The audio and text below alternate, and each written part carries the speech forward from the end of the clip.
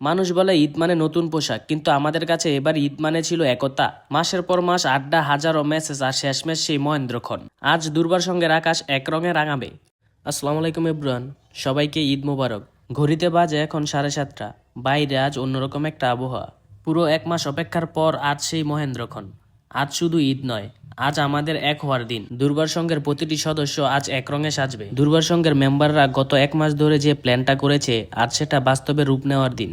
দেখুন আজ আমাদের দুর্বার সংঘের শক্তি। আমরা সবাই আজ এক সুতোয় গাথা। কেমন লাগছে সবাই কমেন্টে জানিয়ে যাবেন। আমাদের পাড়ার এই চিরচেনা মোড়টা আজ যেন র্যাম শো এর স্টেজে পরিণত হয়েছে। 20-30 জন ছেলে যখন একই পাঞ্জাবিতে হাসাহাসি করে, তখন আশেপাশের মুরব্বীদের চোখেও অদ্ভুত এক আনন্দ দেখি। আর এটাই আমাদের সার্থকতা। এই ভিডিওগুলি যখন 20 বছর পর দেখব, তখন হয়তো চুল পেকে যাবে, কিন্তু এই হাসিগুলি ঠিকই একই থাকবে। আর এই ছবি ভিডিওগুলো শুধু ডিজিটাল মেমোরি না, আমাদের সবাই এক এবং একটা পরিবার, তারও প্রমাণ হয়ে থাকবে। এখন আমরা যাচ্ছি ঈদগাহের দিকে। বিশ্বাস করুন, একসাথে যখন এতগুলো ছেলে একই পোশাকে হাঁটে, তখন যে ভাইবটা তৈরি হয় তা অবিশ্বাস্য।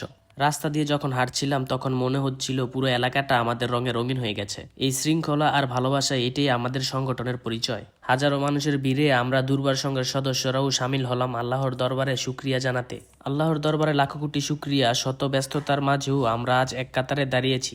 নামাজ শেষে সেই কাঙ্ক্ষিত মোনাজাতে দোয়া চেয়ে নিলাম নিজের জন্য, পরিবারের জন্য আর দেশের জন্য। আর ঈদের এই খুশির দিনেও আমরা ভুলে যাইনি আমাদের সেই প্রিয়জনদের, যারা আজ আমাদের মাঝে নেই। তাদের আত্মার মাগফিরাত কামনায় আমরা দুর্বার সংঘের সবাই মিলে কবরস্থান জিয়ারত করলাম, কারণ ঈদ মানেই তো সবাইকে মনে রাখা। এই ছিল আমাদের ঈদের সকাল। একই রং, একই লক্ষ্য আর অফুরন্ত ভালোবাসা। ভিডিওটি ভালো লাগলে শেয়ার করে দিবেন। আল্লাহ হাফেজ।